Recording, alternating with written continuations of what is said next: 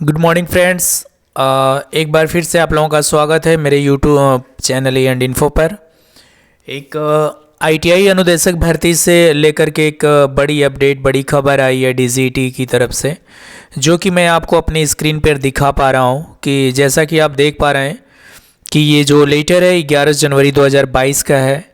DGT से letter है additional secretary DGT, director general of training, government of India, ministry of skill development and entrepreneurship, new Delhi, जिसको आप short में MSD कहते हैं, ministry of skill development and entrepreneurship. उसका यहाँ पे पिछले लेटर का हवाला भी दिया गया है कि ये जो 19/7/2020 का -CD जो ये लेटर है, ऑफिस ऑर्डर है, उसका यहाँ पे उसको सब्जेक्ट करते हुए यहाँ पे लिखा गया है। आपको मैं एक चीज़ ये बता दूंगा कि वीडियो को जो भी इस लेटर में इंफॉर्मेशन है, इसको पूरी इंफॉर्मेशन कंप्लीट जानने के लिए लास्ट तक इंफॉर्मेशन को देखें और समझें।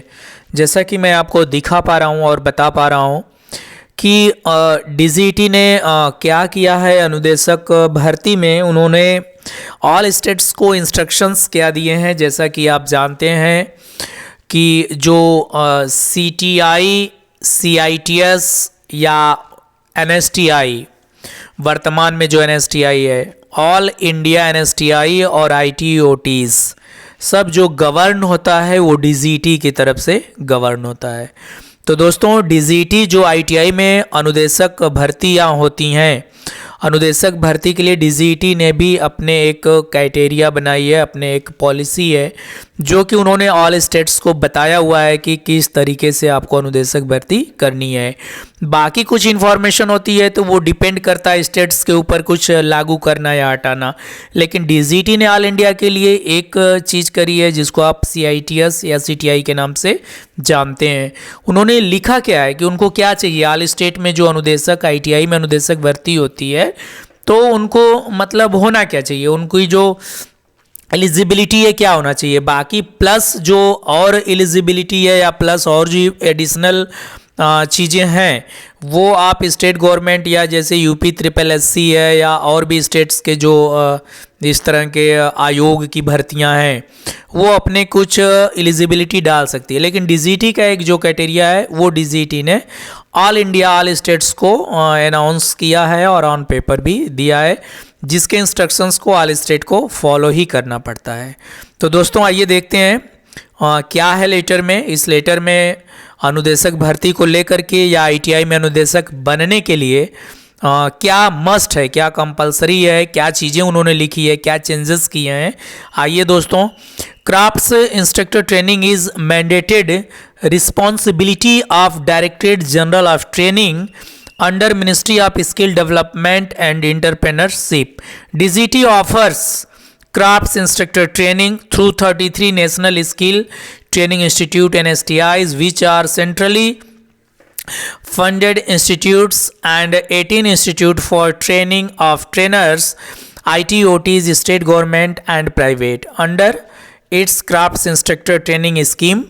The scheme is inclusive of a comprehensive training that is imparting skills as well as training methodology to make the instructor trainees conversant with techniques of transferring hands-on skill, who would in turn empower ITI trainees with skill sets, thereby making them more employable in market relevant job roles.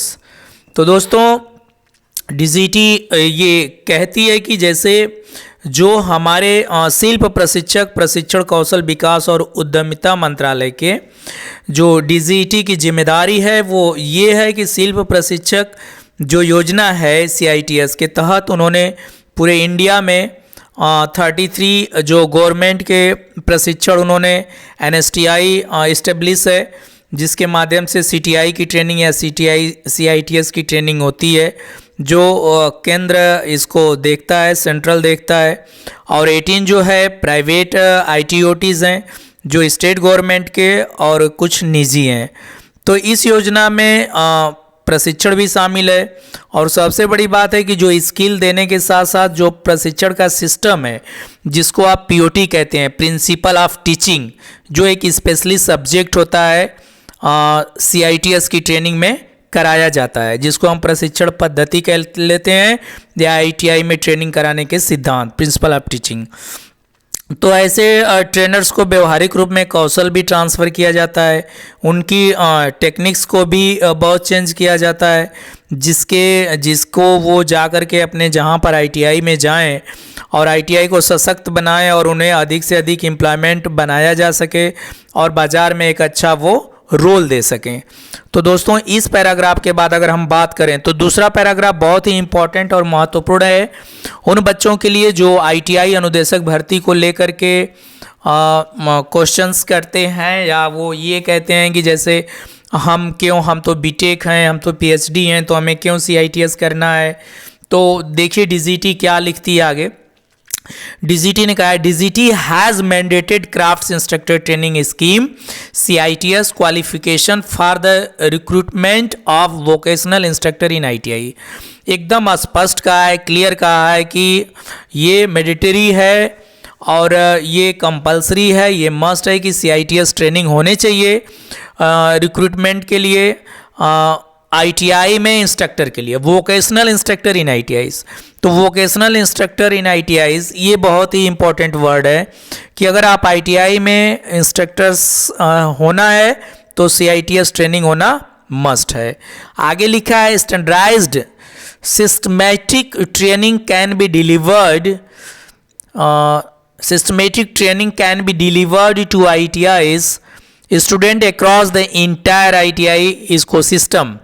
A communication to the effect was issued wide office order dated 26th July 2019 from his Directorate General to all state. सभी राज्यों को लिखा गया था, directorate dealing with craftsman training scheme with a request to revise their recruitment. और सभी state को लिखा गया और उनसे रिक्वेस्ट भी किया गया कि जो वो रिक्रूटमेंट कर रहे हैं, जो रूल है उनका, and consider CITS as essential qualification. उनको ये कहा गया कि जो आवश्यक है, जो सबसे ज़्यादा ज़रूरी है, जो इम्पोर्टेंट है, जो मस्ट है, वो आपको करना है, CITS ट्रेनिंग को इसेंशियल बनाना है। वाइल रिक्रूटिंग वोकेशनल इंस्ट्रक्टर इन ITI, जब आप ITI में अनुदेशक, चाहे गवर्नमेंट हो या प्राइवेट हो, अगर ऐसी भर्तियां करते हैं तो आपको CITS का होना अनिवार्य है, CITS ट्रेनिंग की अनिवार्यता है, ऐसा उस लेटर में लिखा था। Subsequently a number of direction have been issued with the latest being MSD की तरफ से फिर लेटर जारी हुआ था 19/2/2018 का, और उसके बाद डेटेड 31 जनवरी 2020। तो ये लेटर्स के हवाले दिए गए हैं जिनका रेफरेंस दिया गया है। तो आगे अगर इसी क्रम में मैं 2 लाइन और है, 3 लाइन और मैं आपको एक्सप्लेन कर देता हूँ। ये उससे भी ज़्यादा इम्पॉर्टेंट है, इस लाइन को आप देखें। A number of candidates have approached to this directorate general, बहुत सारे लोगों ने DGT को अप्रोच किया and brought to notice that government of Haryana has released advertisement. Haryana government ने एक एडवर्टाइजमेंट निकाला था, गवर्नमेंट ITIs में वोकेशनल इंस्ट्रक्टर की वैकेंसी निकाली थी। ITIs wherein very less weightage has been given to the NCIC, यानी कि national crafts instructor certificate holders under the CITS crafts instructor training scheme. Crafts instructor training scheme के अंतर्गत जो training होती है NCCI national crafts instructor certificate की training, जिसको आप CITS कहते हैं, तो उनको वेटेज कम मिला था, तो लोगों ने DGT को अप्रोच किया था, तो DGT को ये लेटर जारी करना पड़ा था, जबकि DGT की तरफ से इस प्रकार के पहले भी लेटर जारी हो चुके हैं। तो लास्ट में ये कहा जाता है, लास्ट में हरियाणा गवर्नमेंट्स को ये इंस्ट्रक्शन है DGT का, जैसा कि आप देख पा रहे हैं, you are therefore requested to revise the recruitment rule for vocational instructor in ITIs। एक बार फिर से आपसे अनुरोध किया जाता है कि आप जो रिक्रूटमेंट है, रूल है, उसको आप रिवाइज करें under the purview of your state by including the CITS qualification as an essential qualification.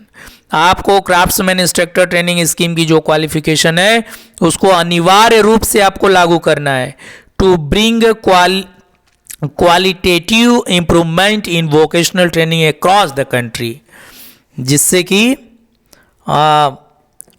कि आपको देश के जो भी ट्रेनिंग होती है उसको क्वालिटी, उसको गुणवत्ता प्रदान की जा सके।